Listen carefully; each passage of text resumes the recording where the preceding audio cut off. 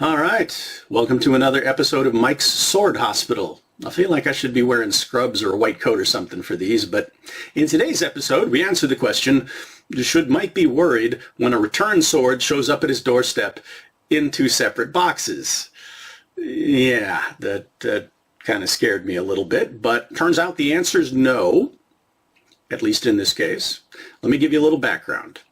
Schwan at Murasame reached out to me again, let me know another sword return was coming my way. And in this case, he just couldn't make the buyer happy for various reasons that we'll try to take a look at today. And one of the things that he did was sent a second saya. So we're going to take a look at the sword, which currently retails for about $360 US at Amazon. I'll put the link down in the description below. And the second saya. Consider what might be wrong with this particular sword that resulted in its return, and give it a review. So let's get into it. Okay, where to start? Well, since a second saya was provided, I figured the first thing I'd take a look at would be the original saya and see if I can figure out what was wrong with it. And I have to admit, I'm a little confused. Now, I could tell this is the original because if you look at the Amazon page, this is the Sigeo on the original, and the original also. It's not just a black piano lacquer. It's got a little bit of subtle sparkle to it. But it's a pretty good quality piece. It has real horn fixtures. Sigeo is not just leftover Ito. It's got a little beef to it. It does have that coil of rattan or bamboo or whatever that, reinforces the upper end of the saya, so that's nice.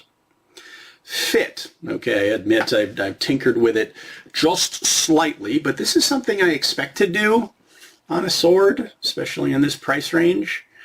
And what I found was, if you look at this rather interestingly sculpted, almost hand-cut looking habaki, and we'll take a closer look at it later.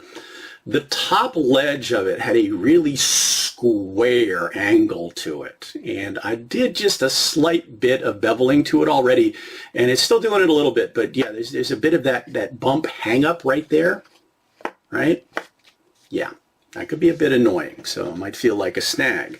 But otherwise, the lockup is really nice, and yeah, you're not hearing a lot of noise down there, are you? Yeah, it's a pretty good fit. But you might have already seen something. Little nick down here, right? Now, in my experience, or maybe it's just my really bad luck, it's a curse or something, when it comes to wooden painted saya, I don't seem to be able to look at one or breathe on one without it getting dinged up. I don't know how it happens, but yeah. Nicks like this are just a thing that I expect to have to fix on a regular basis, but I can see where you might be annoyed if it came to you with one already in it. But Schwan sent a second one. Let's get that one out of the way, pull out the second one. Now, this one does not have the sparkle paint job. It's just black piano lacquer, and it does have a different Sigeo, but it's still a pretty beefy, higher quality Sigeo. It's not just leftover Ito. Horn fixtures again, and the coil wrap. Fit. Now again, this was never fit to the sword. It was just sent as a replacement, and it's a bit snug. But hand it to Schwan. He sent in the box a file and a set of shims. Now, even if you buy like a higher-end Hanwei piece, they send you an instruction card that talks about, adjusting your Koiguchi fit. It's something that's expected, if not originally, then during the life of the sword. It's either going to be too tight, too loose, or whatever, depending on how you practice. Yeah, it's probably going to need adjustment. So this one, I'm not going to try to force it all the way in because I haven't adjusted it yet. But is there anything wrong with this one? Well, okay. See if you can see it on this side. And again, I'll put up a close-up picture. On one of the coils, yeah, the paint's kind of scuffed away right there by the Sigeo. You see that? And there's a little very mild scuffing. Show a close-up picture down at the bottom. Again, stuff that tends to happen to my swords in a fairly short period of time with general use, but I could see where you might be a little annoyed with it already, well, not pristine out of the box. But let's talk about the sword itself.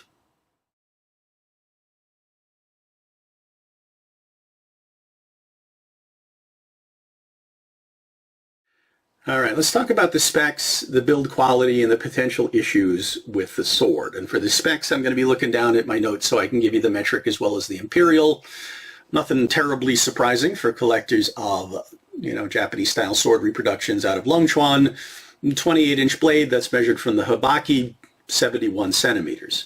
Suka length, 10.5 inches, 26 centimeters. Distal taper, 7 millimeters, down to 4.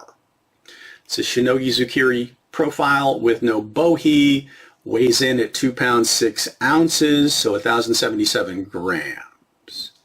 Point of balance, well, a bit further forward than my usual taste at 4.5 inches from the Hibaki. Gives it a tip score, if you refer to my previous videos, as I try to quantify how a sword like this feels in hand. My dividing line for Japanese-style swords is an 8. Anything slightly above an 8, blade feels heavier, has more authority for cutting, whereas anything slightly below the 8 feels lighter, more maneuverable in hand. And this one scores an 8.2, so a little bit more in the heavy blade authority range, but not unwieldy. Let's talk about build quality. All right, so talking about the build quality, I'm going to do this a little backwards from my usual and start with the unfriendly end because the blade is frankly stunning.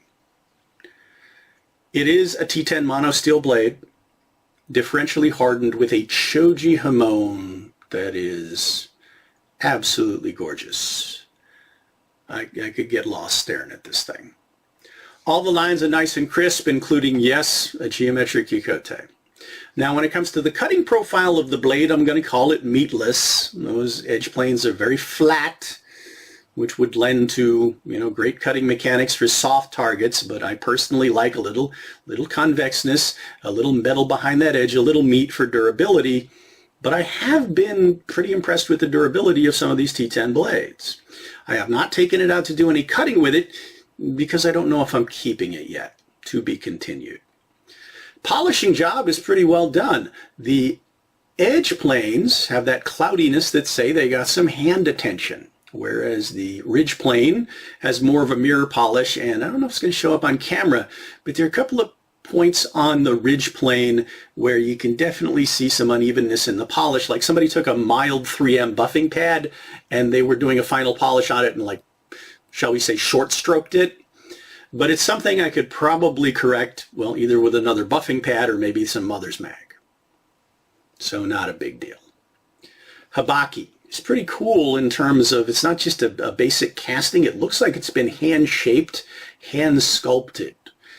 Fit really well. Now, I did mention that the top edge, very square, very sharp right-angle corners, was snagging the saya on resheathing. Beveled it a little bit helped. I'm probably going to bevel it more, make it nice and smooth. The Suba, the Fuchi, and the Kashira are iron or iron looking. Not quite sure. It might be a really nice black and brass or something like that. Casting lines are pretty much non-existent. Very well cast, very crisp in terms of detail.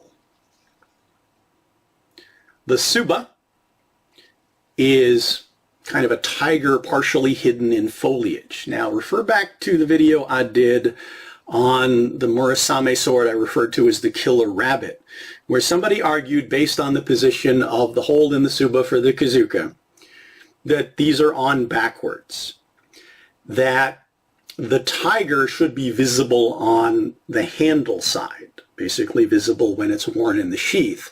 But I think on both of these swords it might have been an aesthetic choice to flip it around the other way so that when the sword is sheathed, the tiger is mostly hidden and is not revealed until the sword is drawn. Now, I do personally worry about Suba like this that have a lot of metal removed for two reasons. One, durability. Now, one of the things that the buyer complained about was the tsubo was loose. I can't imagine how, when I disassembled it, I found basically it was all hammered together really tight. And I'll talk about in another video reproduction swords that are basically hammered together and how fun it is to try to disassemble them. But in taking this apart, which required a significant amount of force, I haven't managed to bend or mangle it myself, so it's proven itself to be reasonably sturdy, and yes, it stayed tight. But the second thing I worry about with these are hot spots, snag spots, especially from a thumb. We'll talk about that in handling. Fuchi and the Kashira, like I said, the castings are pretty impressive, but yeah, there's some overlap. On the Fuchi, it's tight. Kashira, however, okay, there was a big piece of overlap on one side that also resulted in the Kashira being significantly loose. That might have been a buyer issue, I don't know. Tap that down, snugged it, and yeah, it's nice and tight now. It's not going anywhere. So that was an easy fix, at least for me. But I could see how a buyer would look at that and go, yeah, worried about that. But one thing that's kind of cool about this, haven't seen this before. The way that the Ito is cross-laced through the end of the Kashira. That's different. Very interesting. Now, when it comes to the rest of the Suka, double pins construction. I'll show you a picture of the Nikago. Nothing special. It's not signed or anything, but it is full length. Everything's tight. There's no cracking or splitting, even though the thing was hammered together. Again, I'll address that issue in another video specifically. Rasamagawa, the Ito is described as being real silk, and I don't know if it's real silk or a synthetic blend. I haven't tried to melt it yet, but I'm going to have to say, well, the diamonds are not very even, and they're not the tightest. So one thing I might consider doing is lacquering them, but bigger issue, and again, you can probably see it around the Minuki. These Minuki are really chunky, blobby things that don't sit flat to the Suka at all, and yeah, they really deform the diamonds severely. Don't like them. So what I'm probably going to do, at least if I'm keeping the sword, is a rewrap and put different Minuki in there. So possible to be continued. Otherwise, I think, yeah, I'm pretty impressed with the build. There are some issues with it that I could potentially see where a buyer might not be happy with it. But for the money and my skill set, I think it's got a lot of potential. Let's talk about the handling. Before I talk about the handling of the sword itself, I wanted to do just a really quick demonstration to try to give you a sense of the quality of the saya that came with it and the replacement that was sent. Now, the saya that came with it, I feel fits pretty well. Yeah, there's a ding in the paint job. But otherwise, not too tight, not too loose. And in the short time I've spent practicing with it, I found the draw stroke pretty smooth. Problems come up, as I've already demonstrated in resheathing, when the ledge on the top of that habaki hits the koiguchi and there's a hang-up. Now, it used to be a lot worse, and that might have turned off the buyer. A little bit of beveling has improved it. A lot more beveling, I could probably take most of that out and make it nice and smooth. Haven't done it yet. That might be a to be continued. But yeah, that's an issue. Now, I cannot demonstrate that with the replacement because I haven't fit it to this sword, and I might not. Refer back to some of the videos that I've done previously on Unakubi Zukiri profile swords. This, for instance, is a Lue sword that I've reviewed a couple of times. And one of the things I pointed out is that this bevel cut in the blade, where it ends just before the tip, results in kind of a diamond shape. And then these two corners love to catch any imperfections on the inside of the saya, and in drawing and resheathing produce sometimes a very loud and annoying washboarding sound. So, demonstrated this in previous videos, the saya that came with this sword.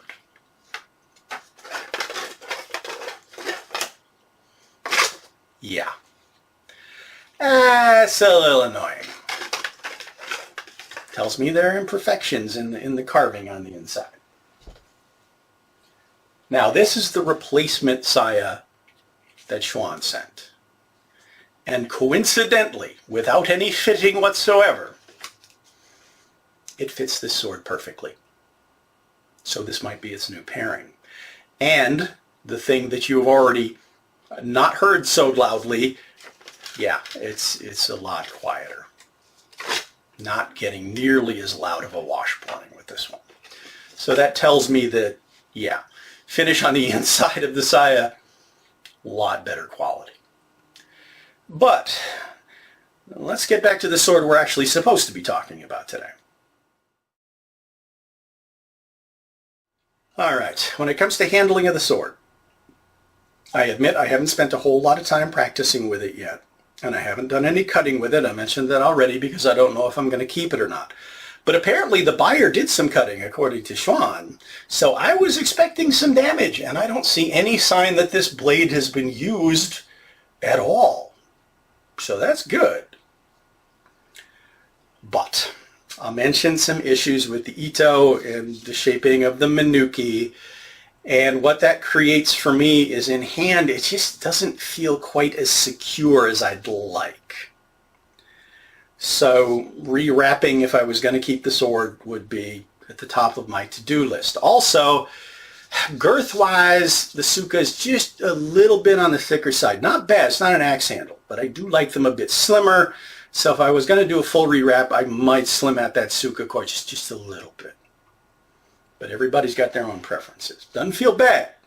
Speaking of doesn't feel bad, not really picking up any hot spot here with the Fuchi, which I can still adjust. I've already, as I said, fixed the Kashira, which has stayed tight, so no hot spots there. Blade weight and balance. It is a little bit more on the blade authority side, something I would prefer for cutting, whereas for repetitive kata, I'd probably pick up a lighter sword unless I specifically wanted the workout of training with a heavier blade. And this one's not too heavy. It moves, I would say, pretty well. So yeah, it moves around, but yeah, it's got some authority. Yes, I can use it in one hand. Not so bad, but not the lightest blade. And I'm not getting, you know, that nice satisfying tachikaze from having a bohi. So it's a quieter sword. But hot spots on the Tsuba. Well, first of all, if I replace the Tsuba with a more solid one, it would move the point of balance back towards the hand and make the blade feel, well, lighter, quicker, more maneuverable, even though the sword overall would be heavier. So that's a thought in my head. But I also don't want to get rid of what I'm already calling the Iron Tiger theme of the sword, unless I found another Tsuba that has a tiger on. But when it comes to this cutout Tsuba, yes, I am running into hot spots that might not be an issue for you at all. Let me explain. If I am keeping the position of my forehand grip fixed and in line, and making sure I choke down, just shave like I should, it isn't a problem in maneuvering the weapon. However, there are certain techniques I practice where, kind of like European longsword, I shift the grip of my forehand around and then rotate it back into place. And when I do that, yeah. Now again, this might not be an issue for you for a couple of reasons unique to me. Reason one, my thumbs are notoriously short and stubby, which means any sword guard that I've got that's got any cutouts here, I am snagging my thumbnail on like a cheese grater. That's just the way I'm built. Might not be an issue for you at all because your thumb is probably going to be in a totally different spot.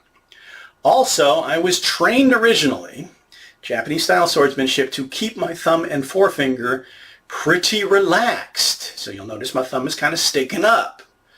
If I specifically, intentionally grip down a bit more with thumb and forefinger, tuck it in a bit, it's not an issue at all. But I do that with other kinds of swordsmanship. but I have to think about it. And if I'm not thinking about it, that's when I get snagged. So it's probably good for me, right, to occasionally get reminded to pay attention to where my thumb is. All right. Haven't bled yet, so that's a good thing. Anyway, I think for the money, with a couple of flaws, it's a pretty good build with a whole lot of potential. Don't know what I'm going to do with it yet. Possible to be continued.